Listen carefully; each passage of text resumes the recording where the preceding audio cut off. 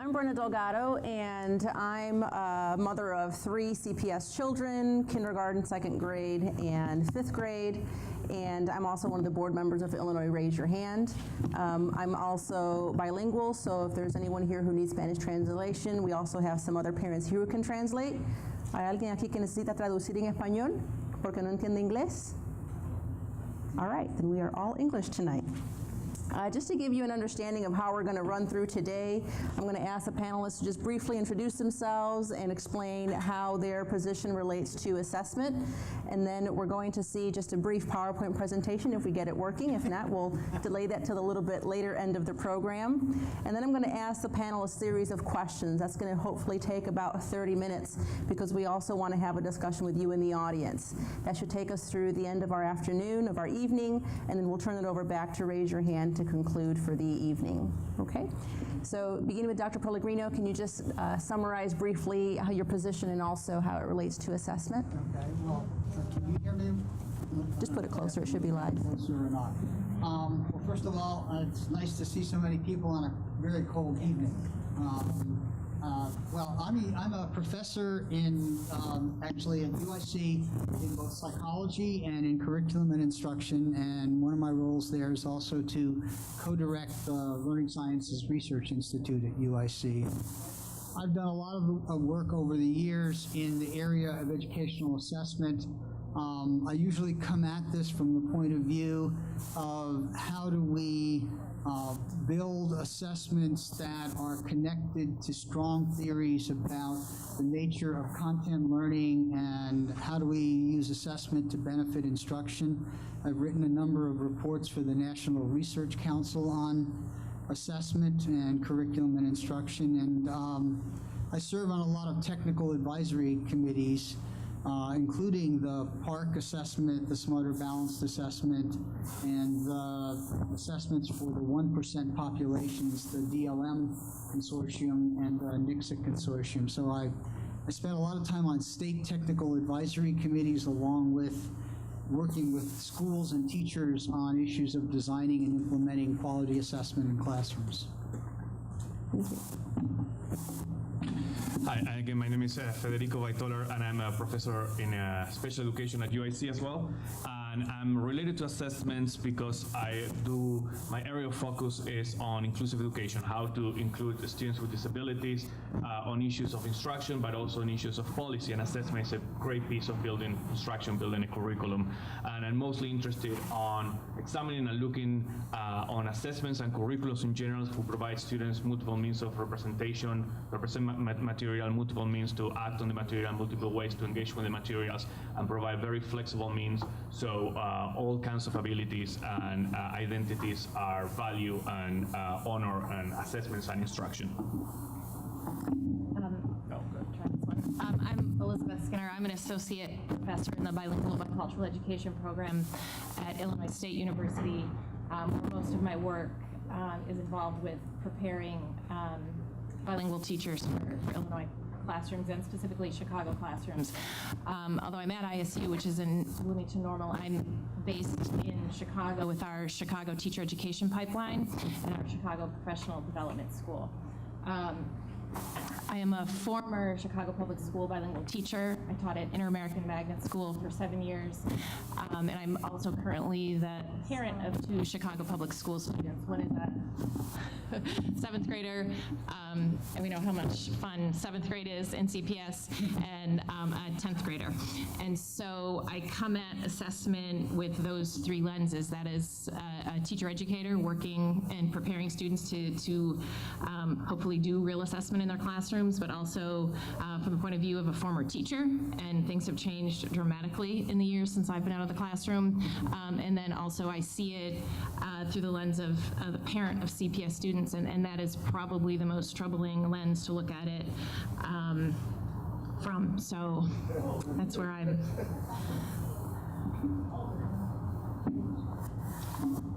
I'm going to try this. Give me some sort of signal to let me know whether or not you can hear me. Yeah, no, okay.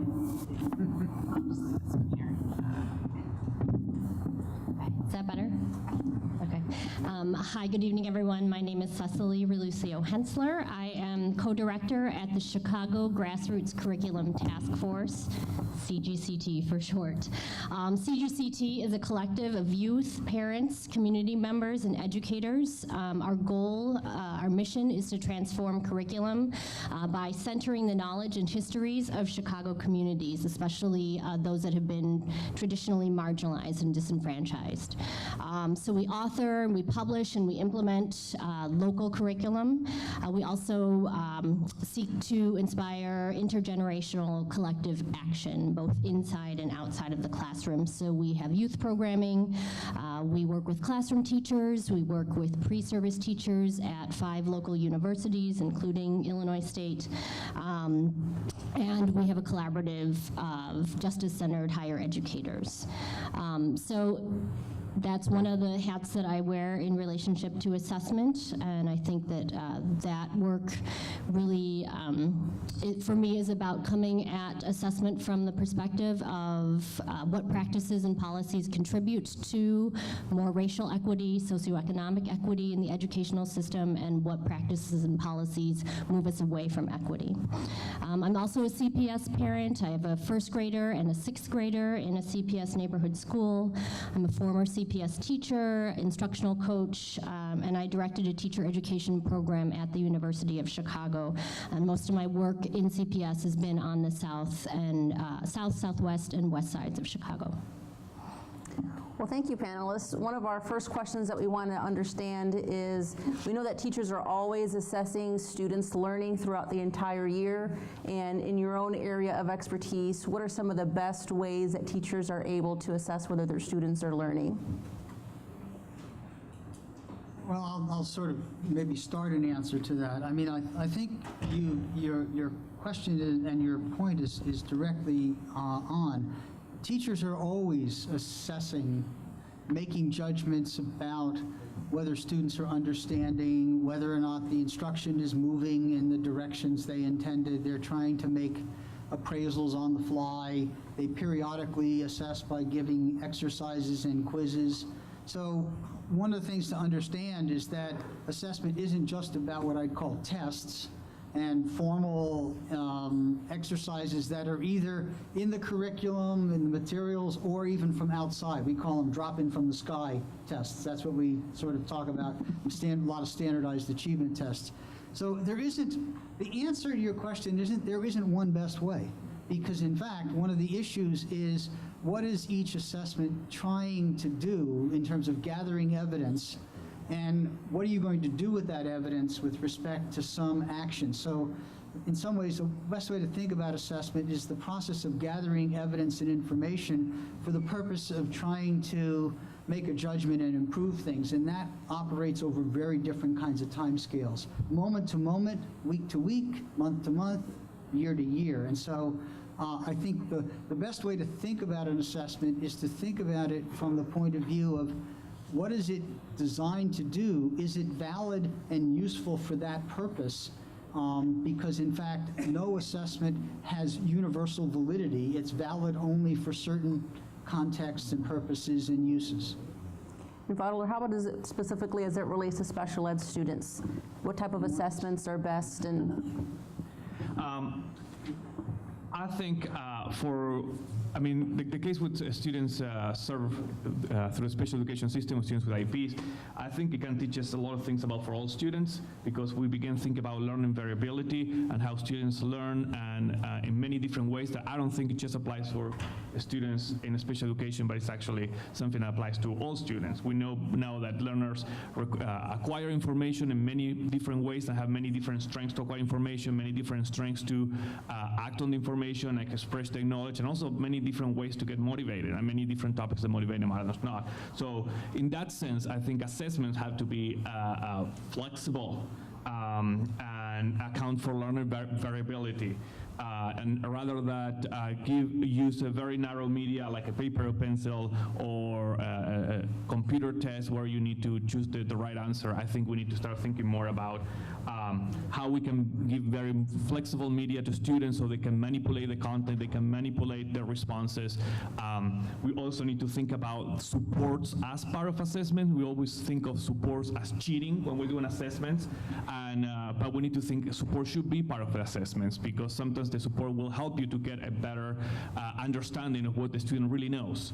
And the last thing that I want to mention on that, it's about the integration of the assessment within the curriculum. Assessment needs to be embedded throughout the curriculum. It needs to be, cannot be just a thing that you do at the end of the year. It needs to be throughout the curriculum and needs to be assessed in the same activity that students have been learning the content as well, because that's very important. And Elizabeth, how about specifically for English language learners? We know we have many in our district, so that the test doesn't just focusing on what is their mastery of the English language, but how does it actually assess what they're learning? Yeah, the main issue or concern with standardized tests, obviously, for English learners or bilingual students, and I'll use the two terms interchangeably tonight, is of course that they're in English. And they often don't allow bilingual students to demonstrate what they know. In fact, what they show is what they don't know. And assessment for bilingual students, agreed, has to be connected to the instruction, but they need to be in both languages, the home language as well as English, and the language and content knowledge needs to be assessed and evaluated side by side, because the two languages are not separate entities for the bilingual student. And so a bilingual teacher needs to understand language dominance and how one language is influencing the other language, and that dynamic and those nuances are not don't come through in standardized testing. And so assessment and evaluation, ongoing, informative in the bilingual classroom, in all classrooms, is critical, but particularly for English learners who are not only learning the language, but also learning content, often in a new language, and that's an arduous task. And let me also state that my assumption here when I'm talking about bilingual learners is that bilingualism is an asset, and we want to maintain their native language and add on the English. That's not always the case in the bilingual programming in the Chicago Public Schools, but that's the foundation from which I'm speaking. And so this need to evaluate the progress in both languages is something that bilingual teachers will do, and should count in terms of evaluating how well our English learners are doing in the classroom. And for some of us to better understand, can you also give your understanding of what is a standardized test and what is a teacher-developed test? And what does a standardized test tell you about the instruction that a teacher-assessed test does not, and the inverse as well? Do you want to take that one? Refer to Dr. Valerio. For anyone. Well, usually when we talk about a standardized test, we're talking about a test that has been designed to be administered under, quote, standard conditions. The idea of a standardized test is to have an instrument that has certain properties, but in terms of how it's been designed. Let's say it's designed to cover or sample fourth grade mathematics because it's an end of year achievement test. And it's designed to be administered under certain standard conditions in terms of timing, et cetera, the supports, the accommodations that might be available, a whole host of things. And the reason for that is because by standardizing the instrument as well as the conditions of administration and scoring and everything else, you're trying to get estimates that you can use for purposes of making some comparative or absolute judgment. And that's why you use a standardized test. Now, a teacher-developed test is one that can range everything from a quiz that's associated with a particular exercise in a textbook, some content in mathematics or whatever, and it's usually designed by the teacher for purposes of giving the teacher some information about some unit of instruction, some period of instruction. You know, how did the kids do on the set of math problems that we were trying to get them to learn with respect to fractions? Which means that many times an individual teacher's test is going to be highly variable from one teacher to the next. So the results that you might get on one teacher's test might not at all be generalizable to what's happening in another classroom. That doesn't mean that the results aren't meaningful to each individual teacher. It just means that the information that one teacher gets cannot be directly compared to another because you lack what's called comparability. And comparability in some ways is the hardest problem to ensure that if you're going to make certain kinds of judgments that they're, quote, fair. Now we can talk about what fair means, but one sense of fairness is that we're asking the same thing of all students, and all teachers are being evaluated on the same outcomes rather than having it be variable. And that brings some benefits to it, but it also brings some costs associated with it. Anyone else want to add anything regarding that? I just want to add that the sorts of assessment that teachers do daily in an ongoing basis help them evaluate the students, but it also drives instruction. And so teachers will make instructional decisions based on what they sort of uncover when they look at how the kids are doing. And they're not necessarily pencil and paper tests, but observations and notes about how the students are progressing, and that may impact how they teach the next day or the next half hour. And the third type of assessment, so we talk about standardized assessment, but there's also a self-assessment, teaching students to assess themselves. One of the goals that we should strive for is to make expert learners. And one of the things that expert learners know how to do is understand how assess themselves and be able to evaluate themselves according to a certain goal that they may have. I'm writing that one down. So I think just something that I'll add that was kind of a running theme in the responses earlier is thinking about differentiation with regard to assessment, with regard to learning, with regard to the different ways that that students learn, and in a lot of ways is very much in contrast to the idea of standardization. So I think that feels important to kind of put those two concepts with regard to assessment side by side. I think the other thing that's important to note about standardization is that a key underlying assumption is that standardized testing means that it's objective and fair, and that it can accurately and objectively measure an individual based on their merit. And but there's a lot of, if you study the history of standardized tests, you understand that they are based in the eugenics movement, in IQ testing, and historically have been proven to be not objective and to actually be unfair, be biased, particularly with regard to race and class. And so we also see in private schools, many private schools avoid standardized testing.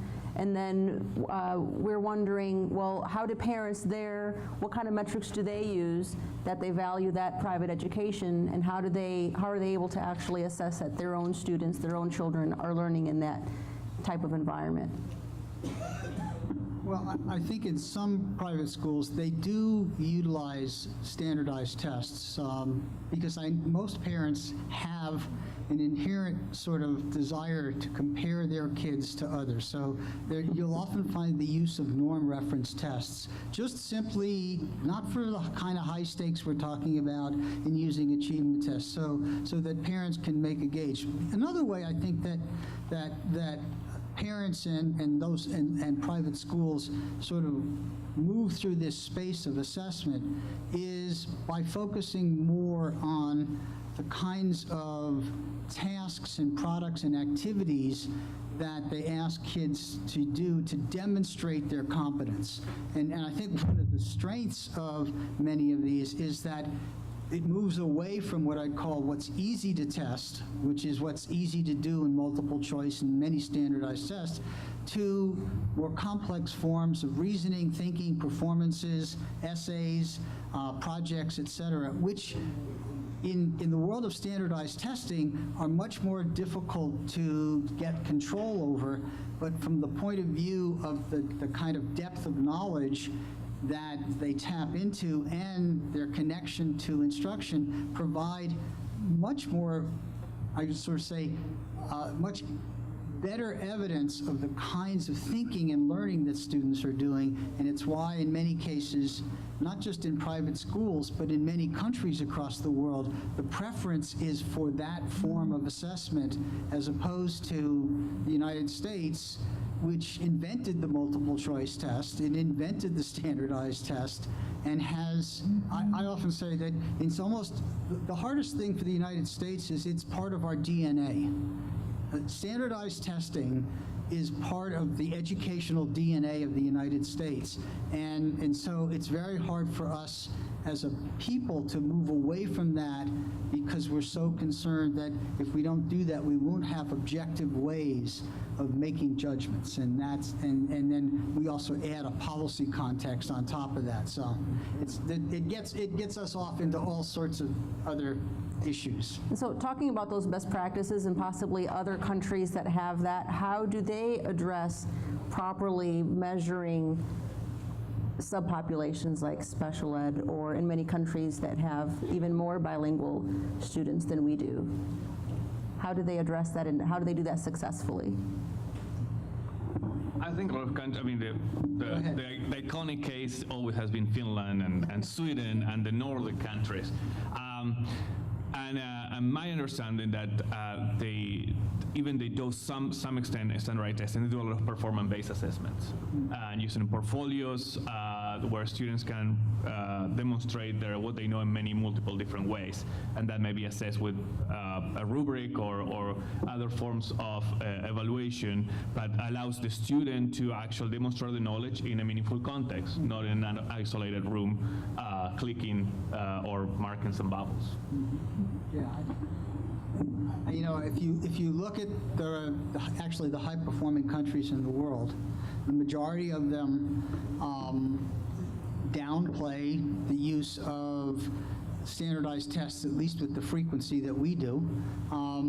There's no high-performing country in the world that I know of that tests every kid every year with standardized tests. If they use standardized tests, they tend to use them very periodically, maybe at particular grade markers, 4th grade, 8th grade, 10th or 11th grade, and usually they are assessments that have consequences and meaning for the students with respect to marking their progress along in terms of the learning that you want them to do. Now, the problem is we also know that it can be very high stakes for kids and parents. So like places like Singapore, they're trying to tone some of it down in places like that. But I think the important thing about many of these other countries is they rely much more on the judgment of teachers, the training of teachers, and that teachers are the best individuals to essentially monitor student learning and student progress, and they invest a lot in their teachers with respect to what I would call assessment for learning, as opposed to strictly what we're used to, assessment of learning. So do you think that high quality assessment is compatible with high stakes assessment? I see lots of nodding of heads. Not in your head. Go ahead. I don't. Well, so something that we haven't talked yet about or named explicitly, so there are the standardized tests, and then there are the ways that they're being used and misused. The ways that they're being tied to teacher evaluation, that they're being tied to decisions about school closings, and they're being used in a lot of ways, very high stakes ways that have real consequences for people's lives. lives, and for purposes for which they were not designed. And again, I know Dr. Pellegrino, I've heard you speak on this, to talk about like the limitations of those uses when standardized tests were never designed to be used for those purposes to begin with. And so, so there's the issue of a standardized test not really telling us everything that we need to know in order to support students' learning, and then the ways combined with the high stakes use of those tests. So I think that that's important to highlight both of those things. And the issue of quality, there's a number of dimensions of quality that we can talk about, because one has to recognize that any test, any assessment, no matter how good you make it, has inherent limitations. It's designed under a certain set of constraints. For example, if you only want to, assess students for, 40 minutes, there's only so much information you can get. So the quality of that information, the inferences you can draw from that are going to be limited. So it's like anything else in our world of technology. It's a designed entity to serve a purpose, and it's designed under constraints. And when we impose certain constraints on it, that constricts the quality. When we sort of say we only have this much money, we're only willing to allow this much time, it has to be standardized, it has to be administered this way, that introduces all sorts of design constraints that limit now what that assessment can do for you in the way of information. And then you get the issue of, and then using that information in ways that are not valid relative to what the assessment was designed to do. And that's one of our big problems.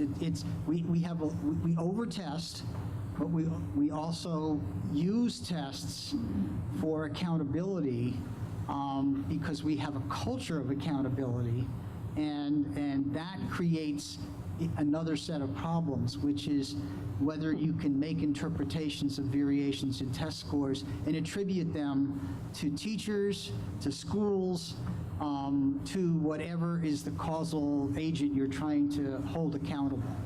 So talking about accountability and how money influences those decisions, how has No Child Left Behind and Race to the Top impacted how we test, what we test, how frequently we test, and how has it actually impacted a learning environment? And can you just briefly say for just the crowd what No Child Left Behind was and Race to the Top? I don't want to dominate the conversation here. Let others, and I can chime in. Well, so No Child Left Behind was the law, was the version of the Elementary and Secondary Education Act that George Bush brought to Washington from Texas. That's the way I think about it. And it's my version of it. It was called No Child Left Untested, because that's what it amounted to. It mandated a couple of things. One was that every child in grades 3 through 8, and then once in high school, should be tested every year in mathematics and English language arts, and then it added in science in each of 3 grade bands. And it added in all sorts of uses of the scores and the reporting. Now, there was a good part of No Child Left Behind, which was philosophically what it was trying to do, was the idea that no child should be left behind. That is, by having to report on the performance of all sorts of groups, demographic and otherwise, low SES, minority, we could not bury their performance in average scores and that make schools look good. So the idea that we really want to know how every group is doing, and we want to report on them, including the special ed populations, was I think philosophically what got the Democrats to buy into that law originally. Okay? What happened, however, was the implementation of the law, as well as the policy consequences, which was between 2002, when the law started to come into effect, in 2014, this past spring, what was supposed to happen was in every state, for every kid, you were supposed to move from whatever percentage of students were proficient to 100% proficiency. Now, what that meant was states now had to set standards on their assessments, and they had to keep moving kids over that bar. So two consequences. They set low standards, and it drove instruction in the direction of what was being tested. The consequence was it narrowed the curriculum, because what was on the test is what mattered, and then you taught and you kept trying to move a greater percentage of kids over that bar. And we can talk about some of the other, consequences of that, which, lead to, in some ways, deceiving the public, okay? So. Just to add to that, I mean, one caveat was like, yes, the states are kept accountable through scores and dropout rates and many other measures, but states gets to decide what their benchmark are. So you're telling them, we're going to put a lot of at stake for what you're going to do, but you get to decide if you pass or not. And also, it's on the issue of how many students need to be in each subgroup to be counted. Each state gets to decide that. So if you don't have a certain amount of students, let's say students with autism in a certain district, you don't have that amount. If you have 10, 15 students with autism, those students may not count towards standardized testing. But also, I think there have been other unintended consequences, or intended, I don't know. But I mean, yes, the original intent was to include everybody in these assessments, but there's been a lot of excluding going on. As I say, students being pushed out of the testing, or testing's not being reported, or are being put, manage those kind of groups, so there's not enough students in some groups, so they don't get counted. And also, it's the issue of competition. Now we have particularly in Chicago, a market-based education system. So we have schools competing for each other, for students that hopefully they will raise their scores. And we know, for example, in the case of charter schools, at least for special education, we know they serve significantly for many years. We found that they've served significantly lower numbers of students with the most severe needs who tend to start poor scores. When it raised questions about how those students are being have access to the schools or not, because maybe they're being counseled out so those students don't drop the scores. There's another very interesting twist that was written into the law, which has created the real problems and has led to some of these issues about manipulation. And it was something, I actually sat in a room at the National Academy of Sciences when some congressional staffers came to us when they were still thinking about this law. And they described how the law was going to require that schools had to reach the proficiency targets each year for every subgroup. That meant that if the more subgroups you have, the more likely it is that you're not going to meet the target, because it's not what we call a compensatory rule, it's a conjunctive rule. So in the laws of probability, if you're 90% likely to meet the target in each category, the odds that you'll meet the target when you consider all the categories is 0.9 times 0.9 times 0.9 times 0.9. The more categories you have, the lower the likelihood that you're going to meet the bar.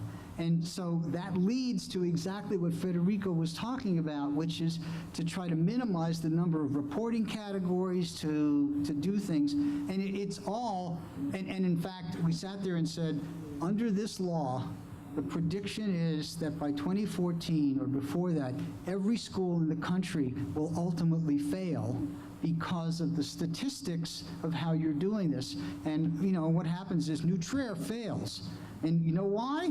Because their special ed kids didn't meet the bar that one year. So you end up with dumb policy. Really dumb policy in terms of how it gets implemented. And that causes, you end up then with the consequences of bad policy, which is people trying to sort of game the system, because in fact it can be gamed, and because there's high stakes associated with that for the schools, the districts, et cetera. And how about also Race to the Top? And I was going to also ask, while you add your comments, the Performance Evaluation Reform Act, or PARA. I just wanted to address the conversation about NCLB and its impact specifically on bilingual education, English learners. First of all, this idea that all students can be proficient by 2014 is impossible with English learner bilingual population because by definition they're transitioning in and out. And so no school with a high population of English learners is going to have every student at that level because there are newcomers and kids coming in and out of that qualification range for bilingual services. But the other thing it's done is it's forced schools and students into more English instruction earlier than it should be happening. Bilingual students need minimum 5 to 7 years to become academically proficient in English. Ideally, we'd like them to have all of their academic years to not only acquire English, but maintain the home language and continue to develop that. But because all of the testing is in English, the idea is that if we increase the time on task in English, these students will do better on the tests, and that is not the case. And so bilingual students will get transitioned out of their bilingual classrooms too soon. They're not prepared for the academic language that they encounter in mainstream English general ed classrooms, and then they struggle and maybe don't have teachers who are prepared to work with them as well. And so the high stakes standardized testing in English is really doing more harm to our English learners and bilingual programs. Can you talk about how access for English language, how that plays a part? Well, the access test, bilingual students take it each year. I think it's in January. I just looked at the schedule today. And depending on their score, the score that they hit on that test of their English language proficiency, they can be transitioned out of bilingual services. And again, it's one measure of that student's English abilities. It shouldn't be the only thing that determines whether or not the student is ready to be transitioned into a mainstream English-only classroom. I think teacher input is incredibly important at that point, and that you shouldn't just, again, it's narrowing a child's ability to one number on one given day that for lots of reasons could be inaccurate. And so, Cecily, tell us some ideas of what is a quality school and what's an optimal assessment, a qualitative assessment or a measure that could be used. Qualitative, okay. I wanted to make sure I was understanding.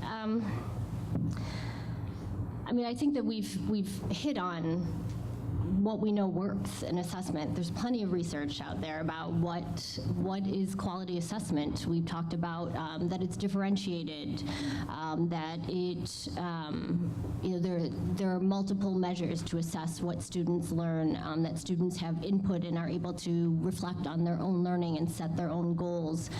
It's formative. It takes place in the context of the classroom. So I'm much more interested in the question of if we know what works, why aren't we doing it? Why aren't teachers able to practice what we're teaching them in teacher education? What's interfering with quality assessment practices? Because we know what works. There's plenty of evidence, there's plenty of research that tells us, we've just spent the last half hour or so articulating those practices. So, I think we've touched on the impact of No Child Left Behind policy. You mentioned Race to the Top, which is competition-based. Pasi Sahlberg, who's from Finland, he talks about how competition is antithetical to equity. And so when you have districts and states competing for limited resources, where Race to the Top incentivized policies and practices related to, centered on high stakes testing, teacher evaluation, lifting charter caps.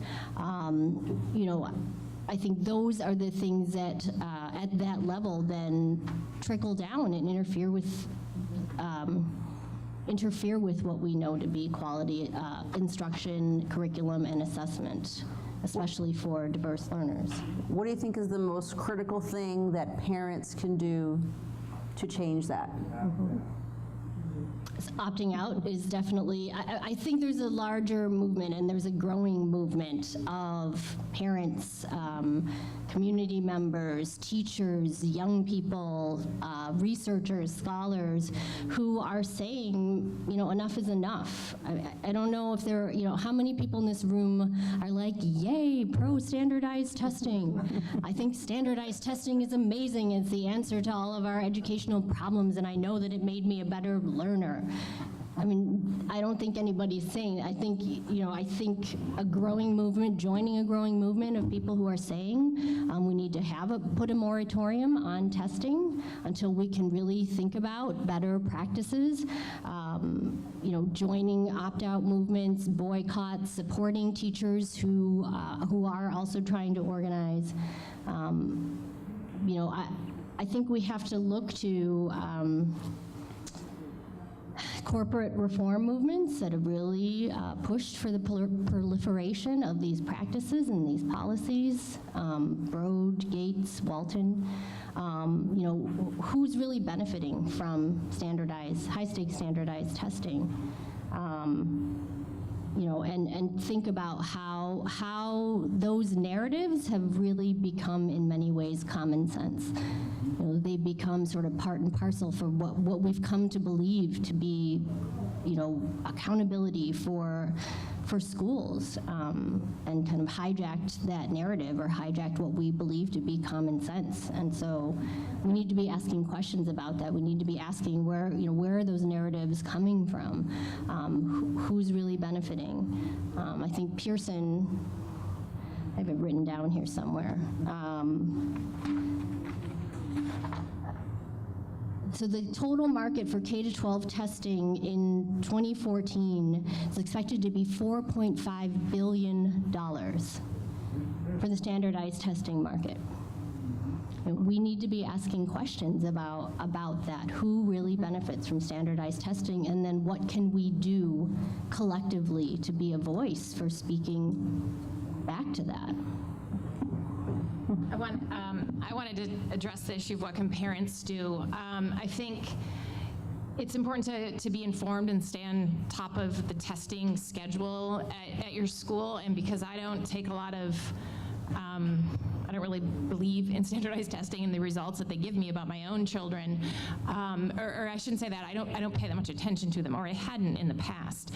And I think that was a mistake on my part, because I think it was the first or second year they did the NWA map on the computer. My son came home and told me, he's like, well, my computer died in the middle of the test. And I was just like, oh, whatever. And then later I was like, wait a minute. What did you do? Who did you tell? And there was no structure or system set up in the school to rectify that. And I think, of course, that his score reflected that.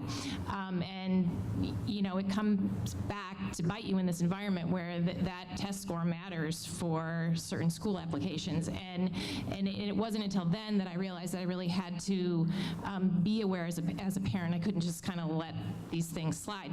I think the opt-out question is a difficult one for some families. After the successful ISAT boycott this last spring, Karen Lewis said, we need to starve the beast. I believe that we need to starve the beast and don't give the state and the district, whoever, the scores that they're after. But I also understand that it's a decision that individual families have to make, and it's easier when you've got a collective group of families at your school that are making that decision.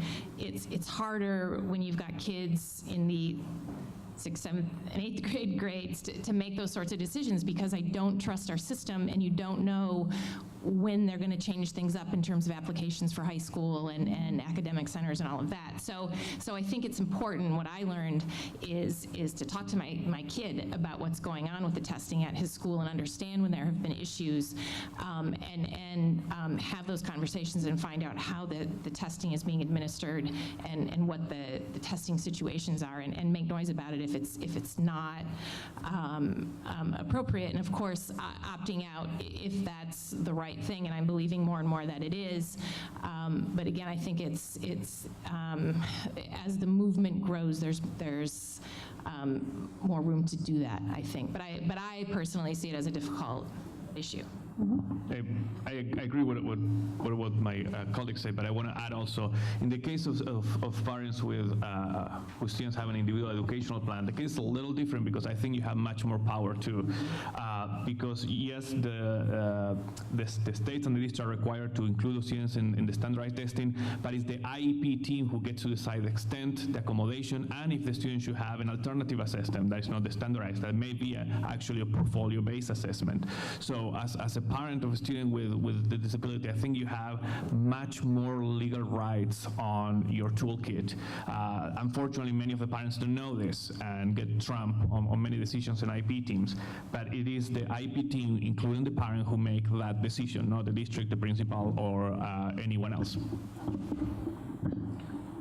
You know, I'm very sympathetic to the dilemma of parents because under No Child Left Behind, which by the way is still the law, that, you know, Race to the Top is a sort of a particular program that funded certain kinds of activities, including developing new tests which are aligned with the Common Core state standards. But No Child Left Behind is still the law that requires the state to test every kid every year in reading and mathematics, and that to me is the real crux of the problem. I mean, you know, you have, as a parent, you have to deal with the issues of your individual child and whether you want them to participate in the testing or not.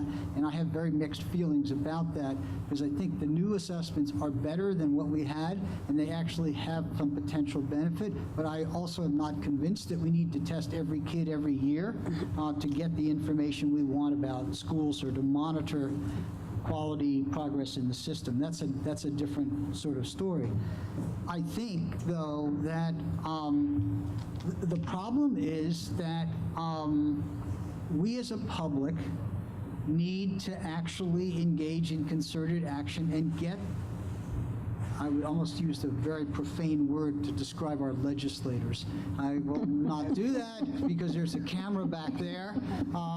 But we have to get our legislators to do something about changing the policy. No Child Left Behind was supposed to be reauthorized in 2007 during Obama's first term. It didn't happen because there was an election coming up. It hasn't happened since. It won't happen by the next election, and in all likelihood, it won't happen some people have said it won't even happen in the first 4 years of the next president, regardless of what party they're in.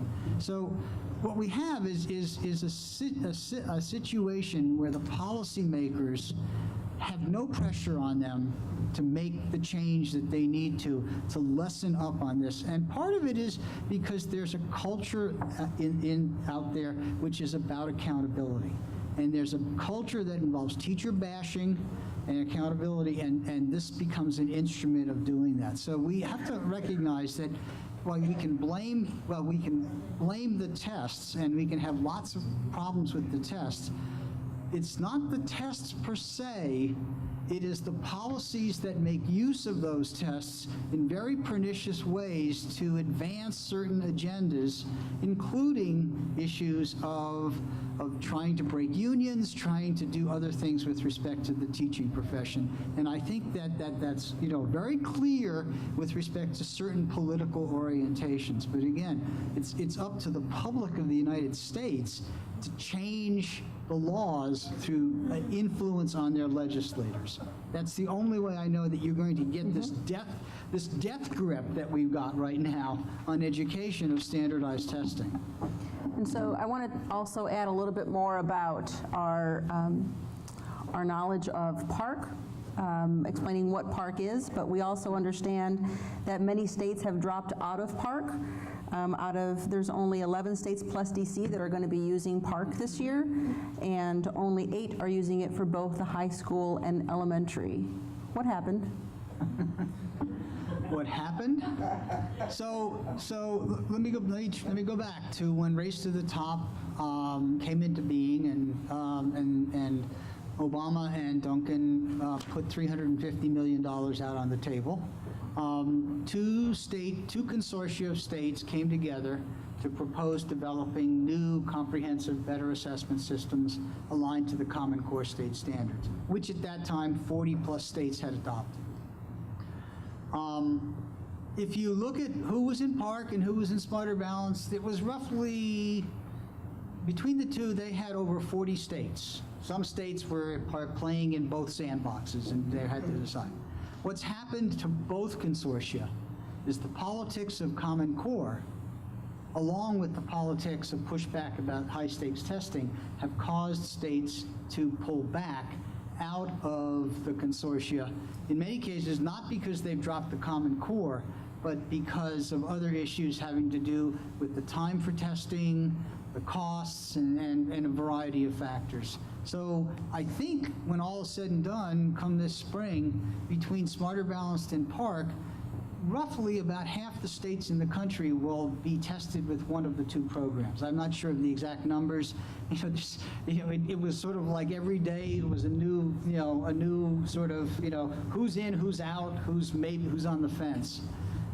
I don't think it has anything to do with the quality of the assessments. I think it has to do with a whole host of other factors, including what I think is the pushback against the use of the standardized tests. And I think one of the other issues that's out there is using the new assessments too soon for accountability purposes.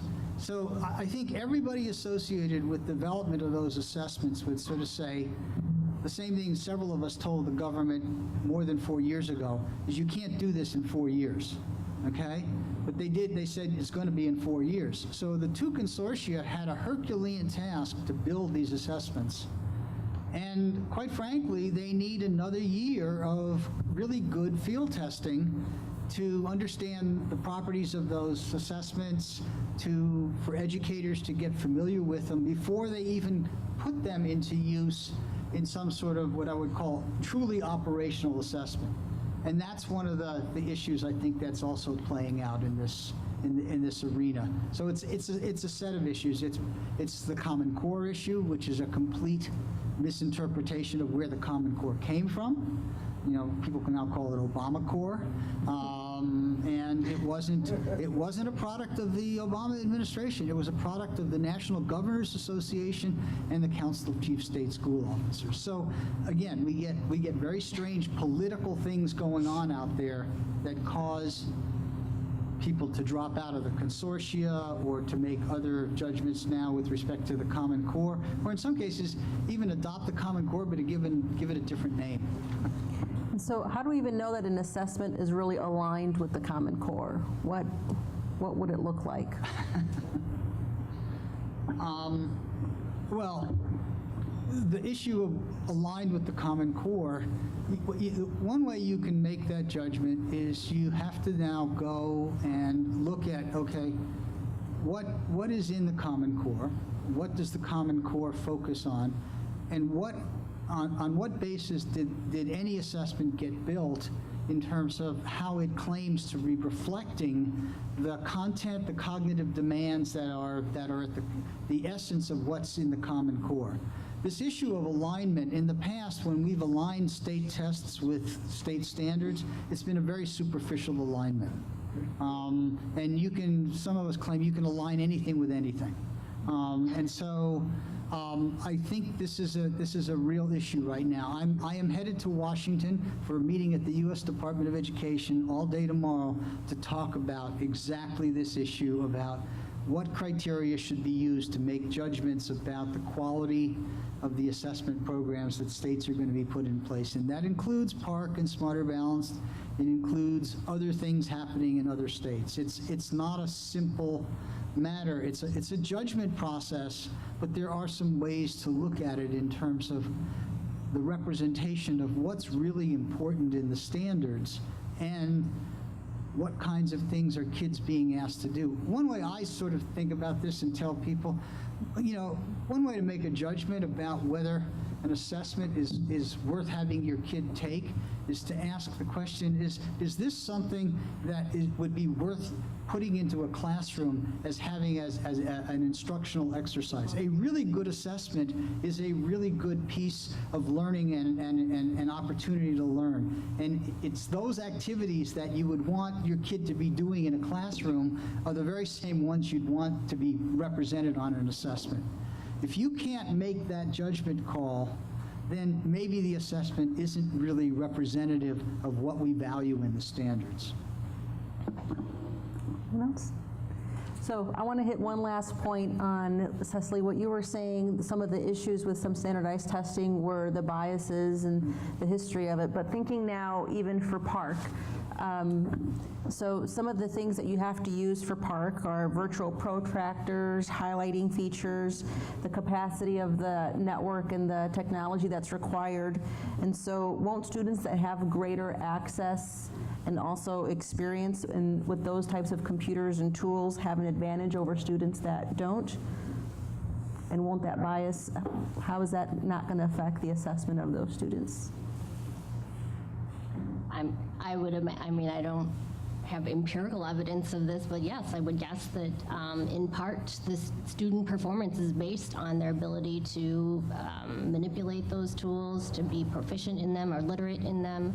And so how much of that is actually testing, quote unquote, what's testing what a student knows in relationship to the standards. And again, I think going back historically, standardized tests, performance on standardized tests has a strong correlation to socioeconomic status. So,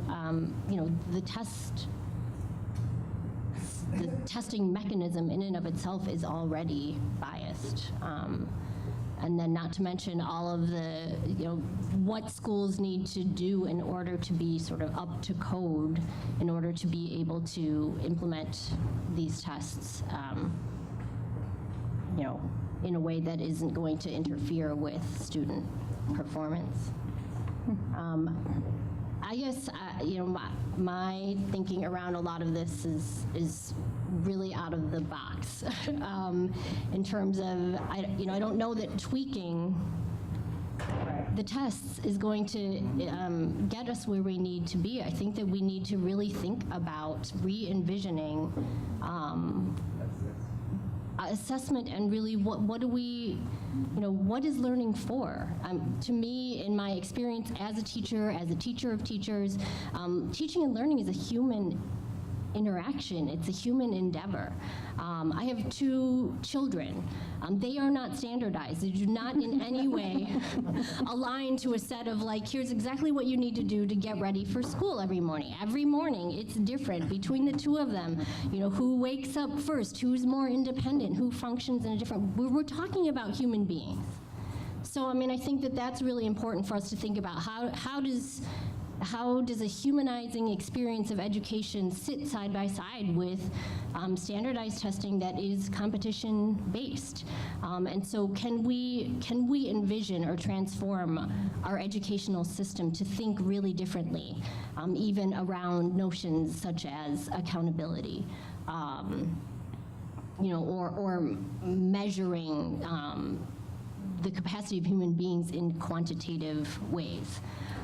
And so, I think if we can really begin to transform and reframe our ideas about what we believe education is for, what do we think is worth knowing, what do we understand about how learning is socially constructed and meaning is made in the mind and the body and the spirit of the individual, then where does standardized testing fit into all of that? And if we can organize around a set of ideas that sees education as a human right, not a privilege for a few, that it has the goal of equity for us as a society, then maybe we can disrupt our own thinking about what we believe the purpose of standardized tests are and whether or not they even have a place in our educational system, and especially one where they are so central to driving every policy right now with regard to how funding decisions are made, with regard to how resources are allocated, which schools get to stay open and which schools are punished and sanctioned. I mean, what you just said is also very much in keeping with arguments that have been made when you look outside the United States. I mean, one of the problems we have is we are very U.S.-centric. I said that, standardized testing is part of our DNA, and it's what everybody grew up with in some fashion. We know it. Our students take it for college admissions, et cetera. And it's very hard for us to think of any other way to do this, but it's not hard to find other countries in the world that do it just the other way around, and have been very successful in doing it. But there is a cultural issue that one has to, really understand. If you're going to do some things like they do in Finland or Australia or other places, you have to put your trust in teachers. Okay? Teachers are central to what you just talked about, the whole process of teaching and learning. They are really critical in essentially moving the system forward. And if you don't trust in your teachers, if you don't invest in them, and if you don't sort of help them gather the evidence that's going to guide the student learning, and then use that for purposes of legitimate system monitoring. So in other countries, the information comes out of the classroom, as opposed to coming outside the classroom and what we call the drop-in from the sky tests and goes away. So now, I'm not saying we can ever replicate that, but we need to achieve a much better balance. That's what a lot of us have tried to argue for. Some way to balance the information that is gathered at the locus of where teaching and learning goes on, and balance that with information that comes from perhaps more systematic monitoring, but doesn't require us to test every kid every year, doesn't require us to test kids for 7 hours. It doesn't require, we actually have a very good national assessment in the United States. It's called NAEP. It does a pretty good job of monitoring progress in mathematics and science and a variety of subject matter areas, and it only requires sampling some kids in every state, and it never requires testing a kid more than 60 minutes. And it is considered the gold standard of assessment. What it doesn't give is what Americans sorely want for certain purposes. It doesn't give a score for every kid. It's not designed to do that. So again, I said trade-offs earlier. They're all design trade-offs. They're policy and design trade-offs. Well, I want to thank my panel. I don't want to be selfish with all of my questions that I've had today, but we want to open up the floor to the audience. I can walk around with my mic as well for whatever questions you may have. And then we may try to give one more try to the video. No, I don't see my that's guys. all right. No, it We didn't don't work need out. that. Okay, we don't need the We video. covered everything. So this is a time for you guys to ask whatever question you may have. I can come around.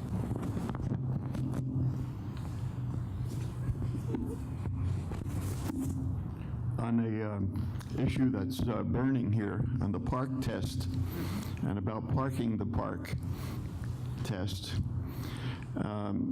it's been raised that just tweaking the tests, having more field tests, improving them in some way. I want to raise the question as to whether that misses the point that the test is testing some standards, as you pointed out, the Common Core standards, which, by the way, from my understanding, comes from the Business Roundtable and the Chamber of Commerce, and then was instituted through the governors of the various states as a copyrighted bit of material to train students in very specific, narrow, disciplined ways to get certain kinds of jobs in business. The English, the testing that was, the standards that were done by a few people have reading, for example, that's very narrow without historical context, and does not really encourage critical thinking of a broader sense. And other standards need to be, don't we need to examine, so the question is, don't we need to examine the standards of the Common Core that are being tested? That is, it's not just an issue of testing, but testing for what? Well, I think we could have a long debate about the Common Core, but I think many of the assertions you just made, I would say, are flat out wrong about what is in the Common Core and what it represents. And the other point I would make is that in the math standards and in the English language arts standards, there were a great many disciplinary groups that had input. They provided significant review and critique. There's no set of standards that everybody's going to universally agree to.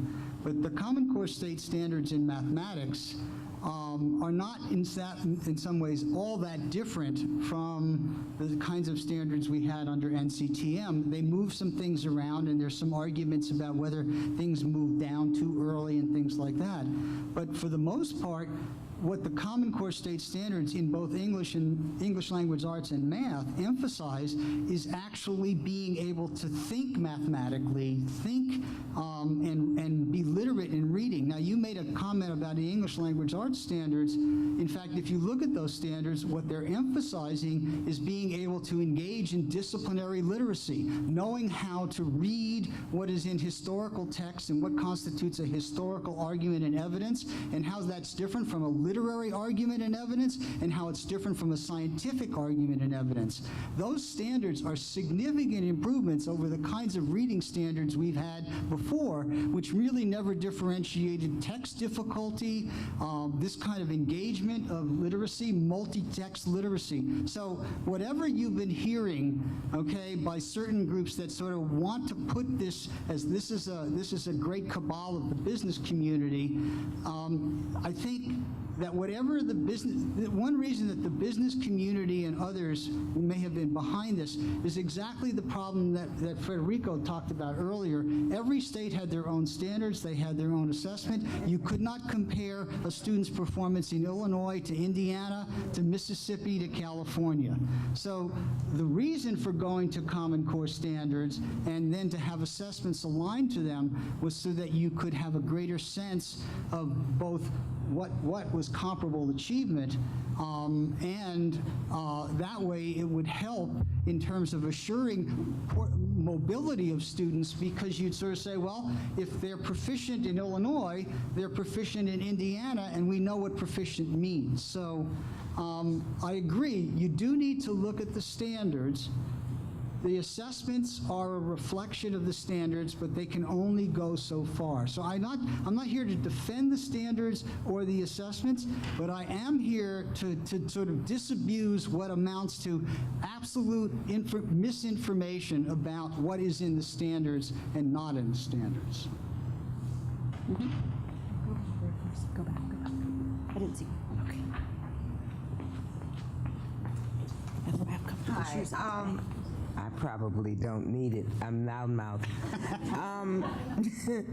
The first question I have is, since teachers are going to be evaluated on some of this craziness, what about art teachers? Art teachers.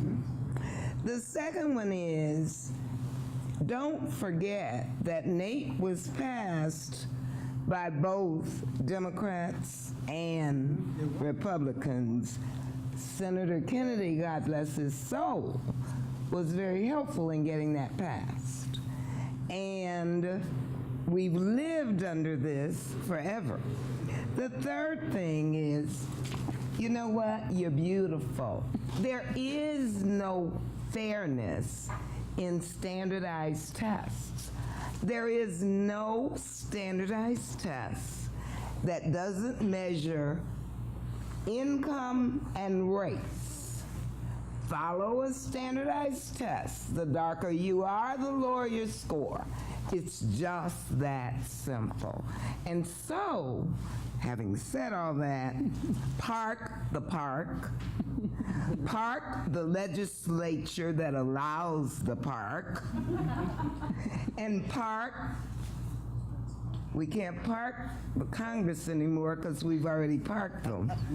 So park somebody so they will understand education. Thank you. But if you park it, pay the meter in Chicago because they're terrible here. It costs too much to park.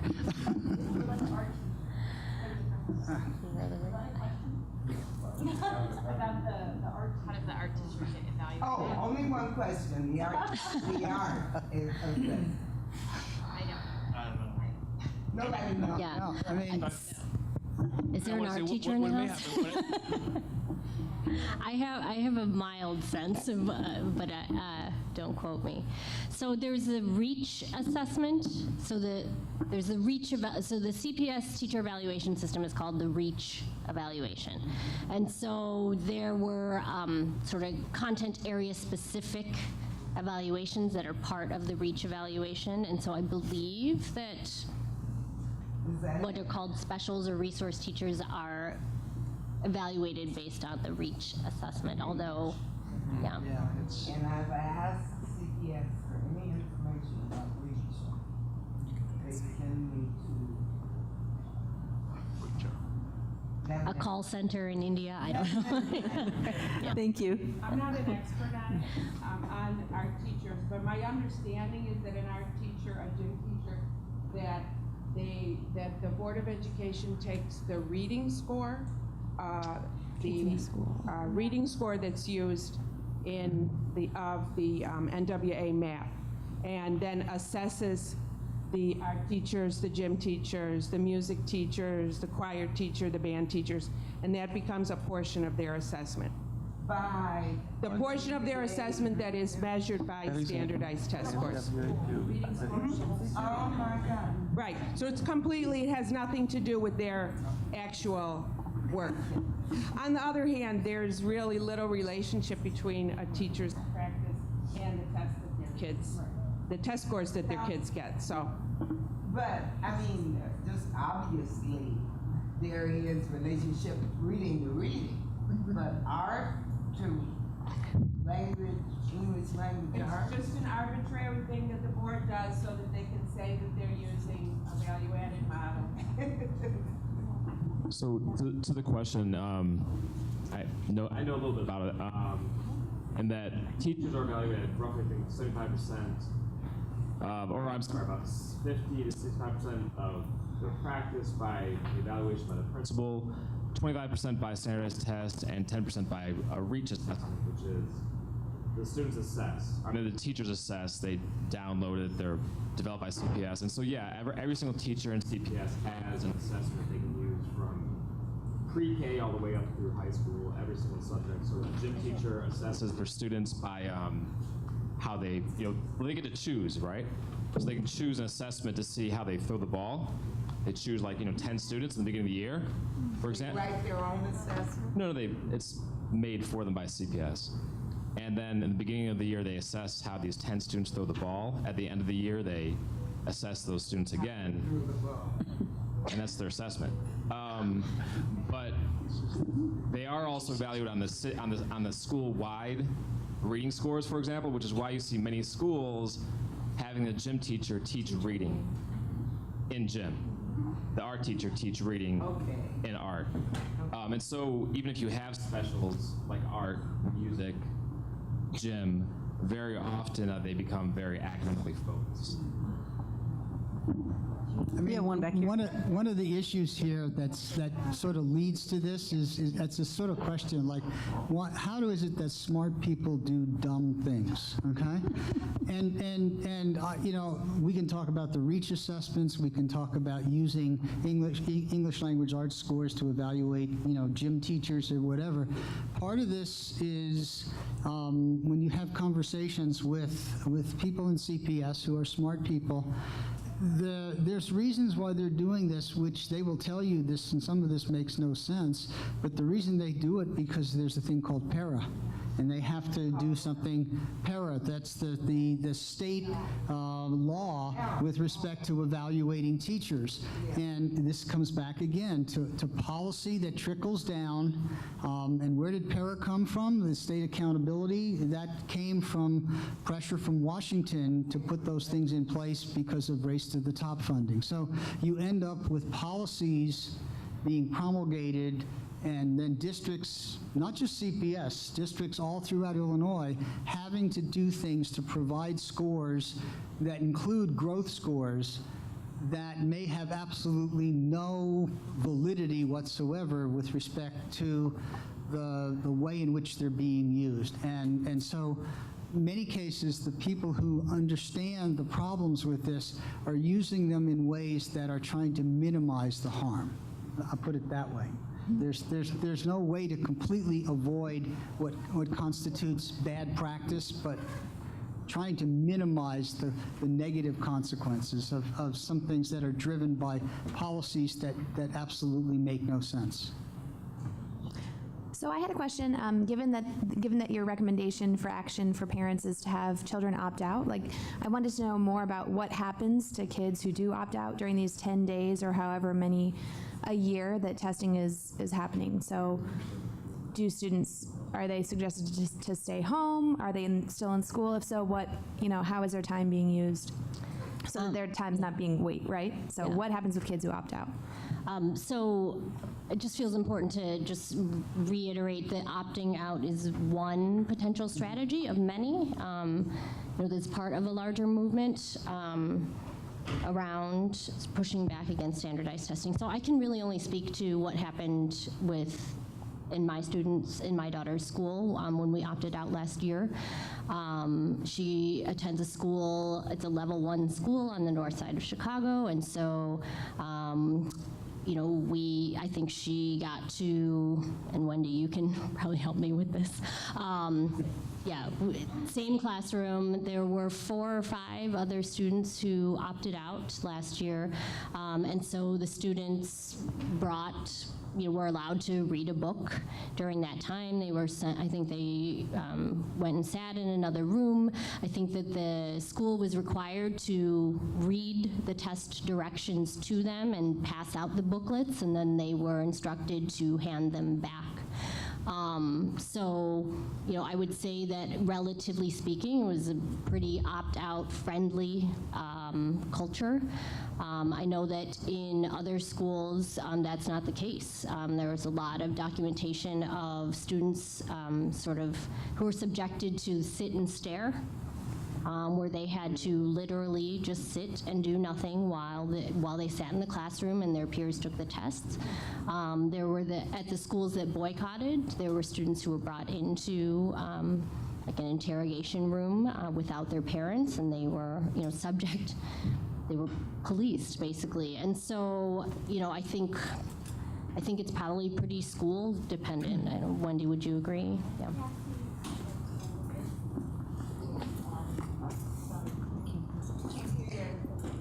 Cassie from More Than a Score is going to summarize some of those at the end of the program, too. Hi.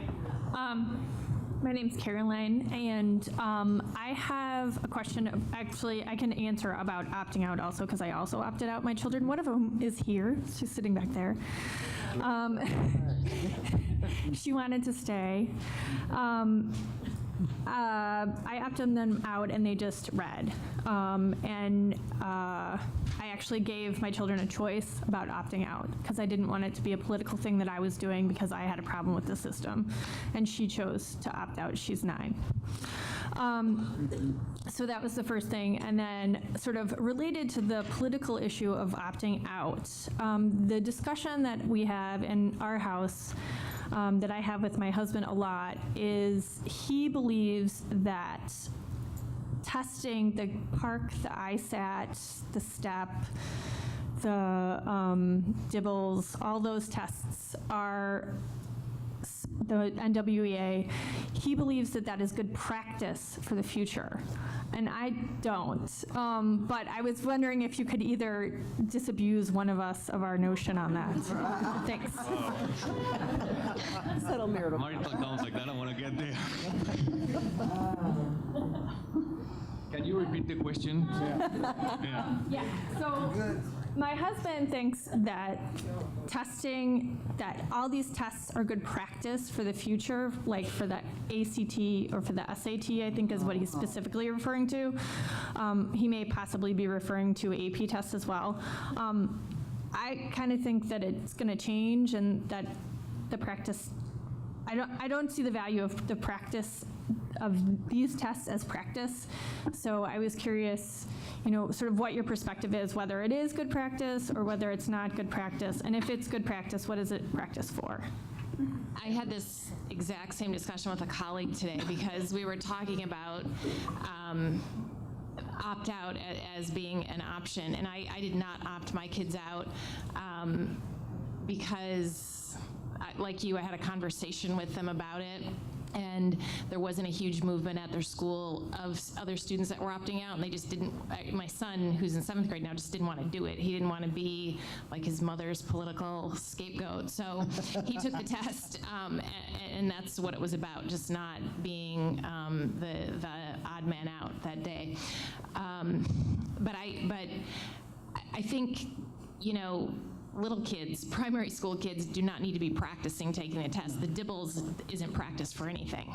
And so I get that standardized testing is one form of assessment. We want our kids to be good test takers, but they don't need to start practicing that in the primary grades. And the extent to which they are tested isn't preparing them to take tests well. It's teaching them to hate school and learning. And so if I had younger kids, primary school age kids, I would be opting them out because I think that it's sucking the life out of schools and teaching and what schools should be about and that the human relationships. But I do get that the older kids, because we are in a culture of testing and it's turned very high stakes recently, that there is something to practicing filling in the bubbles, and actually when I taught, and it's been a number of years, that was our main concern, is that we weren't teaching to the test, but we were spending a little bit of time trying to teach kids how to line up and make sure they were filling in the circles properly and things like that. So there's some of that. They're going to have to take a standardized test at some point, but again, not so early and not so often, and it's doing way more harm than good. And the literature, there is a literature on test prep, and, Kaplan and Princeton Review and a whole bunch of companies had made a whole lot of money on doing test prep for various standardized tests. And there's evidence that you can raise scores a little bit, but largely what you're talking about is a little bit of test wiseness about how to monitor your time and things like that. That does not come from sort of taking dozens and dozens of standardized tests. And I think one of the things that parents need to think about is don't just think about the ISAT or the PARCC. Think about what is happening in your school with all the other testing that's going on. I keep hearing NWEA. NWEA has managed to penetrate into schools in ways that you should really ask questions about why are we using NWEA, what is it good for, and why are kids spending so much time on NWEA on other assessments. It's not just the X number of hours for the ISAT or the PARCC. If you add up the number of hours that kids are being tested in schools right now, that's where the time sink is lost. That's where the valuable instructional time is being lost. So all of that prep with all those different formats isn't going to make that much difference with respect to some of the high stakes tests. I'll tell you a little bit of a personal story. I teach undergraduates, and I teach a large lecture, quote, lecture class with 150 students, but I don't give multiple choice tests. I have students write serious essays, okay? I had a student come up to me at the end of the course once, and this is a true story. He said he said to me, "You're the most irresponsible instructor I've ever had," which I thought was pretty provocative. I said, "Well, tell me more." He said, "Well, you're not preparing me for the real world." And I said, "Well, what do you mean the real world?" He said, "You're not preparing me to take the multiple choice GRE test." And I said to him, "Thank you very much. You gave me the greatest compliment as an instructor. If that's your real world, fine." But again, it has to do with thinking about what is the real world. The real world, if you talk to business people, is being able to communicate, to be able to write, to collaborate, work in teams. That's not what you test on standardized tests. So understand the difference between the real world and a certain world that has stakes for students, which is college entrance and things like that.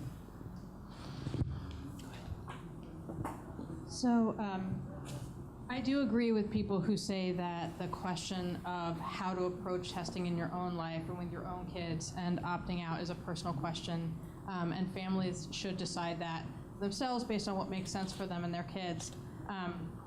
I have opted out my second grader and sixth grader of essentially everything that won't get them kicked out of school, I think.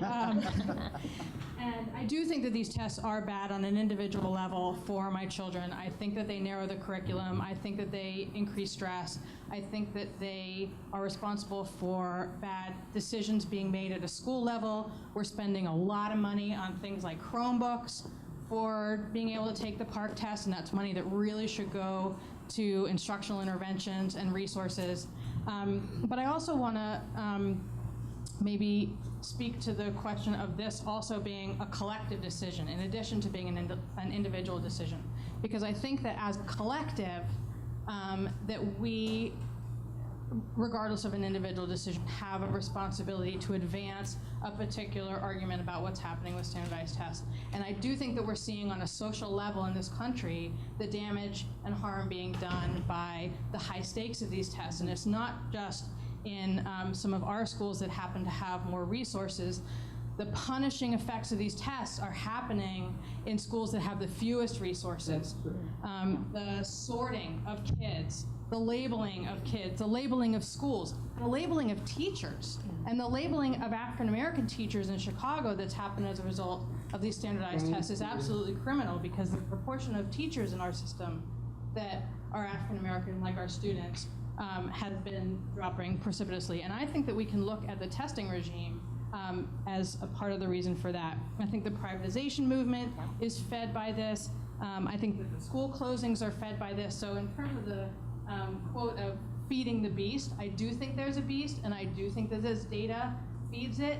And I think that us starting to withhold that data is an avenue, but for us to see ourselves as part of something bigger, part of making connections with people at lots of different schools and seeing this as something that's a much bigger social problem. And I think that the tide is actually starting to turn. I mean, some of us have been doing this for a little while, and you can feel something in the air around this PARCC test. You can feel something in the air around the tide shifting around these tests. And so I just encourage people to be active in this with other parents at your schools, because it can make a difference this year, I think, in what happens with this test. Thanks for that. I agree with you completely about the need for us to think collectively and not just about my individual child or my classroom or my school, because I think that in many ways does keep us from being able to come together and organize around collective issues that we should be concerned about. I think I agree with the idea that individual families have to make individual decisions, but if you're not opting out, then get involved, make a donation to raise your hand, or reach out to your elected representative, or find some other way to get involved and sort of like don't absolve yourself of responsibility at the point of like, well, we're not going to opt out, and so that's really all that I can do. There are many, many other ways to become part of a collective movement, supporting teacher groups that are looking to organize around these issues, supporting youth organizing efforts. So there are many, many different ways. Opting out is one strategy. Is there a political group that we could join or help that would make the legislature opt out? I mean, So we're gonna talk about. that $15 million that we're giving Clark away. That's the end. So we're going to talk specifically about some next steps that get right to that. I just want to ask the panel one final, very quick question before we hear about our next steps from Cassie, which is from the collective back to the individual, and it could go back to the collective. Parents going in and out of their kids' schools, twice a year report card pickup day, and beginning to feel, and this is probably not true for the parents in the room, but I will tell you it is true for most parents that I interact with at my children's schools. If they were no longer given their children's ISAT scores or their children NWA growth scores, I have had many parents say to me, how do I know that my child's learning? So can you just quickly recap what you touched on at the beginning of, if we didn't have these measures, which we know aren't necessarily good measures, how would we know that our children are learning? As uninformed, not policy wonk, not educationally, whatever, just as the regular parent, how would we know? The report card? The teacher, how would we know? Well, the report cards, it is a good question. And I also had this conversation recently with my undergrad students who are studying to be teachers. And the problem is the CPS report card doesn't tell you anything either about how well your kid is doing. And so at Inter-American a number of years ago, we had an alternative report card that broke things down by skills and characteristics of good readers. And to me, it's criminal to give a first grader a grade in reading and math and everything. So we go through parent conferences after, discussing that report card, and the parents would be like, well, I don't have any questions, you just told me everything. And so CPS doesn't allow alternative report cards, I don't think, anymore. And so a letter grade is every bit as meaningless as the standardized test scores. And so it goes deeper than just the standardized test when we're talking about how kids are evaluated and how do you know your students are learning. Their teachers know. Let the teachers tell them what they see and know their children are doing and make it meaningful. I think more powerful than numbers or a grade, I would like to see my kid's portfolio of all his products throughout the year. I mean, show me the volcano that you did, the reads that you that you read, the discussions that you have, a much richer portfolio, actually, the performance of the students, that much give you a much more qualitative description of what the student learned and what is he able to perform. I would agree with that. I would want to see the work that my student was asked to do, and I would like the teacher to be able to justify why those things were assigned and how they were graded and how they relate to the targets that were intended for where that student's supposed to be at the end of first grade or whatever. I think that's the kind of conversation. It's got to be about the meaningfulness of the student work, the products that are part of the learning, and the evidence that, in fact, you can see in terms of what my kid wrote, what my kid did. That's where the evidence is. Not a grade on a report card has so many different interpretations. It can be very meaningful, or it can be meaningless.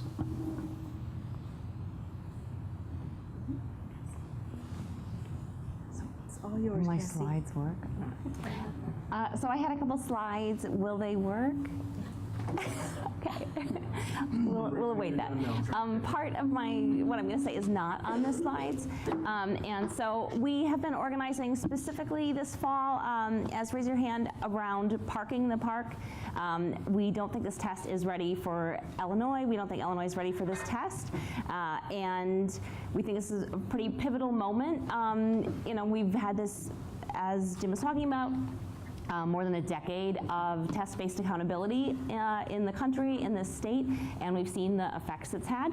And I think we need to, as a state, stop and think about whether we should just continue on what we've been doing for the last decade and just subbing in a new test, or whether we should really start doing something better.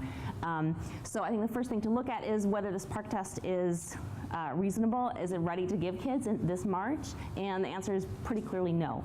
So we have some position papers material back there. And, oh yes, I will make it clear, our panel is not endorsing our policy organizing. I mean, if they would, that would be great. But yes, this is the raise your hand policy push this fall, is to park the park. I hopefully will show you some of the next steps, but the main thing we're really asking people to do now is to talk to their legislators, call, email, write. We have sample scripts for you. We have a sample letter that you can send, especially to your state senator and your state rep. We want them to talk to the Illinois State Board of Education and say, get a waiver to not actually administer this test this year. And so we have a lot of information. There's now a Park the Park toolkit. If you go to the Raise Your Hand webpage, with a lot of helpful stuff on that. And we have a lot of meetings that we're setting up. Get in touch with us and we can connect you to people who probably already are setting up a meeting with their legislator. So that's kind of the start of that. I just quickly wanted to add that last Friday, we met with, I think, 5 legislators. We met with Jan Schakowsky's office, and we met with members of the Evanston School Board and superintendent of, what was he, assistant curriculums, whatever, of the Evanston High School. And you know, all the legislators in the room told us that they never hear from anybody on the issue of standardized testing. Okay, so we know we've had forums, we have meetings, we have about 5,000 people talking about this on Facebook. We really, really need you to contact your legislators. They haven't heard from anybody. I mean, so I think it's hard because there have been so many issues around budget cuts and funding and the issues that they do hear from people on, but they really are uninformed for the most part on this issue. So we have a huge contact list. If you want to get involved, we will put you in touch with parents in your area, most likely, and we'll help you connect with them. We'll give you the tools to then go and meet with your legislators. But I just can't emphasize it enough, because when you're in a room with legislators and they've made all these policies over these years, as you said, and they're not hearing from the community and we're all just talking to each other in a vacuum, it's not helpful. So I just wanted to stress that. Yeah, I think that's it. I think that's the main things.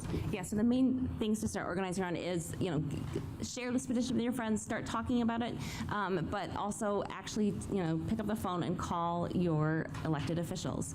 I think those are the main do now. Yes, one other thing that we are asking people at the state level, there'll be an opt-out bill introduced in January. Students have the right to refuse state mandated testing in Illinois, or it's very well regulated in the Illinois State Board of Education's regulations. However, that leads to things where, you know, your 8-year-old is sat down and given the test instructions, and then has to tell their teacher or their principal, no, I'm not going to take this test because my mom said I shouldn't. That's not a good situation. We saw a lot of cases where it was very simple to opt out, but we also saw a lot of cases where families and children and teachers were treated very badly. So we need this to be very clearly written in Illinois law, and so that's another thing that we need people to talk to their elected officials about. Say, parents need the right to opt their children out with no negative consequences for the child, for the child's teacher, for the child's school, or the child's district. Thank you so much. I just want to thank the panel again. This was a really, really fantastic discussion. Sure.